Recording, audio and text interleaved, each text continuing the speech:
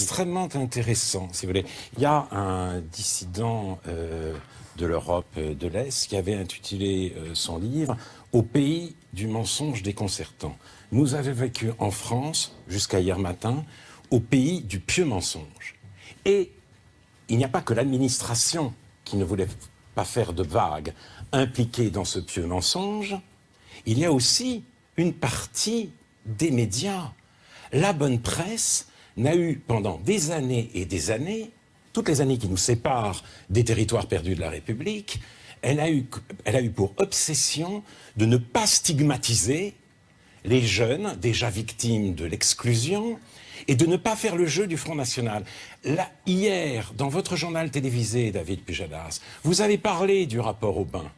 Il est sorti en 2004. Et ce qu'il disait, c'est qu'en effet, il y avait dans une cinquantaine de lycées difficiles, de quartiers difficiles, des élèves qui caractérisaient les autres comme français, alors même qu'ils sont eux-mêmes français et qui se vivent comme musulmans. Et quand j'entends un élève dire aujourd'hui dans votre émission, quand on critique l'islam, c'est la liberté d'expression, je suis complètement sidéré aujourd'hui. Vous pouvez vous moquer de la religion juive, vous pouvez moquer de la religion catholique en toute quiétude. Si vous vous moquez du Coran, vous exposez votre vie. C'est ce qui est arrivé à Charb, et je voudrais vous rappeler que Robert Redeker, pour avoir dit que le Coran est violent, a tellement vexé certains musulmans qu'il a subi une fatwa et qu'il vit aujourd'hui caché et sous protection policière. Alain Finkielkraut, vous parlez de 50 établissements, il y en a des milliers en France. Mais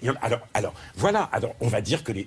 je vous pose la question. Je pense que toute une armée de sociologues va nous expliquer que cette semaine, il ne s'est rien passé dans les lycées. De même qu'on avait... C'est pas ce qu'ont dit les services de la ministre. Mais je compte sur les sociologues pour nous faire replonger dans le mensonge déconcertant. Les minutes de silence pas respectées.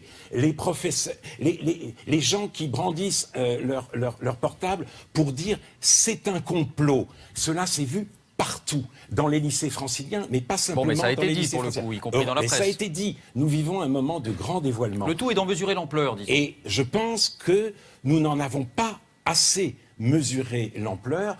L'antisémitisme en France s'est répandu aujourd'hui à une vitesse exponentielle. Les Juifs s'en vont, ils n'ont pas la chance de lire les bons sociologues, et ce n'est pas un antisémitisme d'origine française, d'origine au sens, si vous voulez, de vieille France du terme. Oui, on le sait, ça, on le sait. Mais ce que je pense, c'est que face à un phénomène comme celui-là, on ne peut pas se contenter de rappeler les valeurs de la laïcité.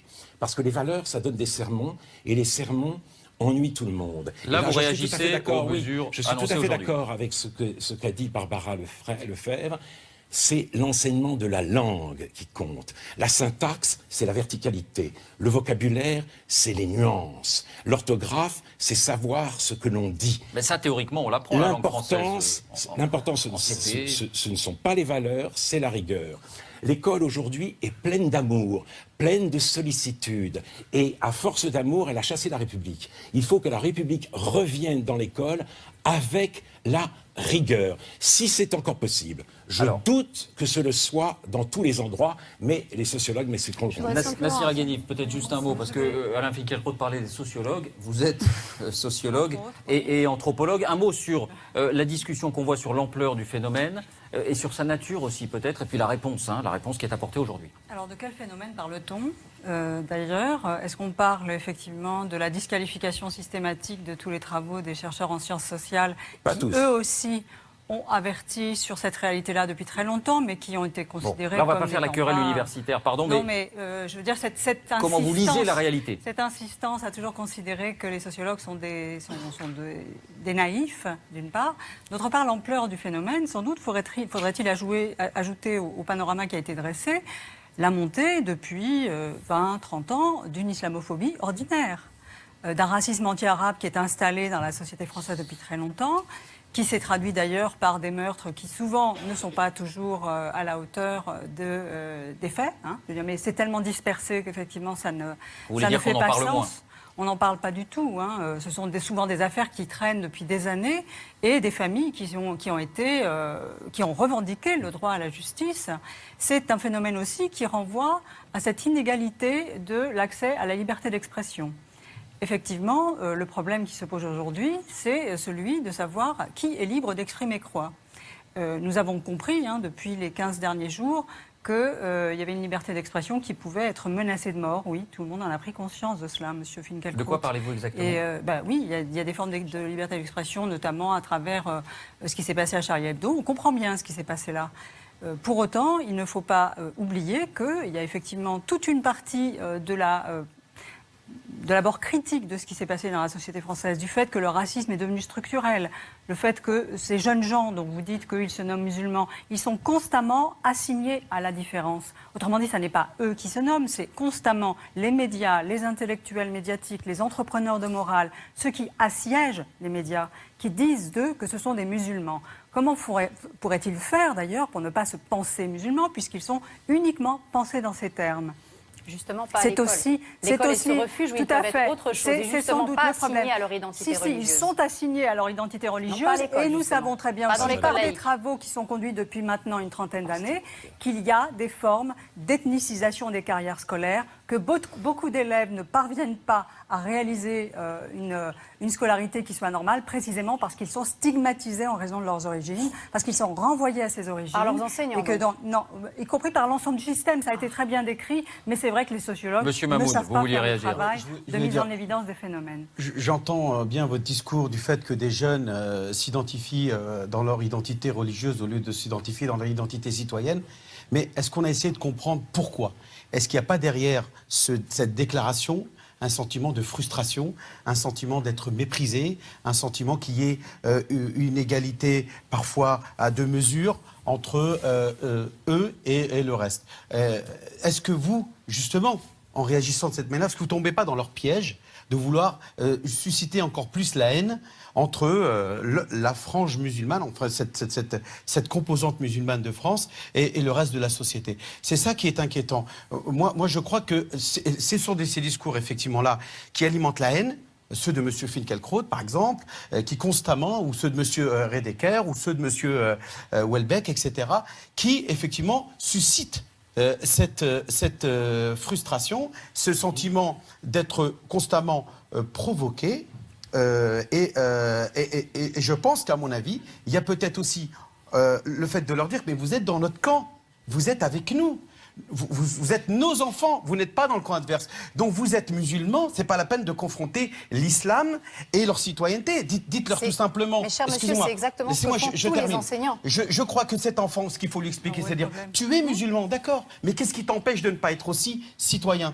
Ton islamité, c'est dans ta sphère privée, c'est dans ton cœur, c'est ta foi. Ok, on n'est pas opposés, mais il n'y a pas à rivaliser entre, comme vous dites, primer l'islam ou primer la citoyenneté. C'est exactement. Alain Finkielkraut, est-ce que vous tombez dans le piège? C'est exactement le quotidien de l'enseignant. Monsieur Mahmoud. Mais c'est aussi le quotidien de ses élèves. Ils n'ont pas une identité simple. C'est sa chanson Donc laïque. Et que dans cette chanson, ils disent « Je me suffis d'Allah ».